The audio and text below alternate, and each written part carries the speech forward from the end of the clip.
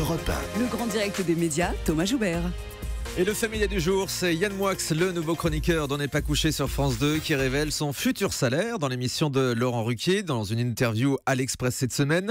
L'occasion ce matin de se pencher sur la rémunération des chroniqueurs des émissions phares de la télévision. Guillaume Janton, bonjour. Bonjour Thomas. Vous êtes notre expert média. Alors pourquoi Yann Moix fait-il tant parler de lui ces derniers jours? Et donc quel est son salaire annoncé cette semaine? Alors pour ceux qui ne le connaissent pas, Yann Moix est un écrivain et un réalisateur de films à qui on doit notamment la comédie à succès Podium avec Benoît Poelvoorde. Et c'est à la télévision qu'on retrouvera Yann Moix à la rentrée, puisque c'est lui qui remplacera Aymeric Caron à compter du 29 août prochain dans On n'est pas couché.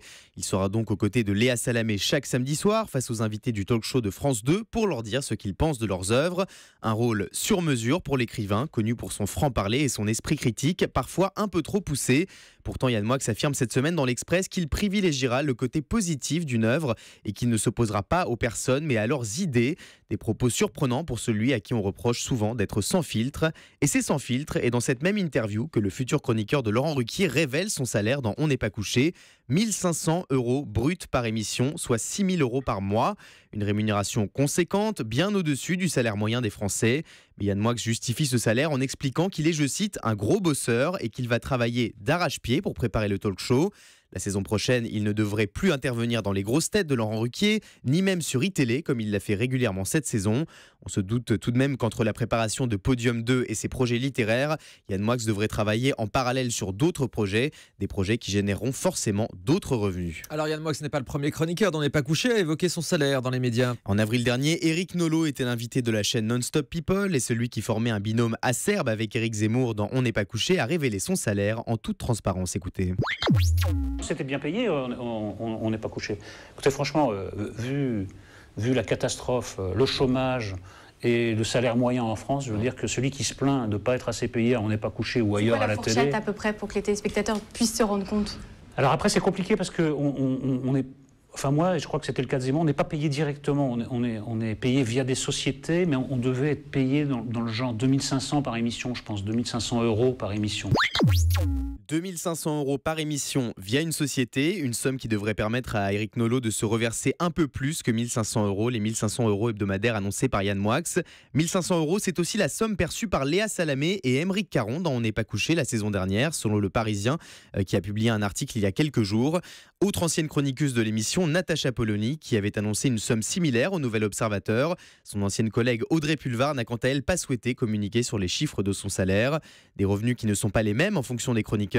Cela dépend notamment de leur notoriété, de leur ancienneté, mais aussi de leur qualité de négociateur. Et de leur prise sur le marché. C'est vrai que plusieurs médias s'intéressent régulièrement au salaire des chroniqueurs, des autres émissions de télé aussi, Guillaume. Et c'est assez difficile de s'y retrouver parmi la multitude de chiffres annoncés dans la presse. Alors voici une synthèse de ce qu'on peut lire un peu partout. Tout d'abord, pour Touche pas à mon poste, au mois d'avril dernier, dans ce studio, Cyril Hanouna avait annoncé que ses chroniqueurs touchaient en moyenne 500 € bruts par émission, soit 6 500 € par mois. Pas mal. Ce sont à peu près les mêmes chiffres qui ont été donnés par Le Parisien le mois dernier. Selon Le Quotidien, les cachets d'Enora Malagré, Isabelle Morini-Bosque ou encore Jean-Michel Maire aussi entre 300 et 600 € par émission. Pour dire du mail de tout le monde, c'est pas mal quand même. Ouais, c'est pas mal payé. Dans ce même article, Le Parisien s'est intéressé à la rémunération des chroniqueurs de C'est à vous. Anne-Elisabeth Lemoine, Pierre Lescure ou encore Patrick Cohen empocheraient entre 350 et 600 € quotidiens. En ce qui concerne le grand journal, gratos. c'est ça, gratuit.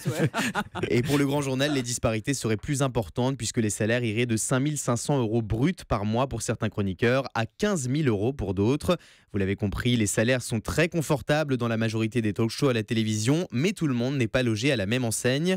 En mars dernier, VSD révélait que les chroniqueurs du MAG d'Énergie 12 touchaient 130 € bruts par émission. On est bien loin des salaires des programmes concurrents. Reste à savoir si tous ces chiffres publiés dans la presse sont vrais. Parfois, ils sont en dessous de la réalité puisqu'il faut y ajouter d'autres revenus générés par des activités parallèles, les revenus reversés via des sociétés de production, mais aussi les droits d'auteur pour les chroniqueurs dont les interventions sont écrites. Pas sûr donc que Yann Moix ne touche que 6 000 € bruts par mois la saison prochaine.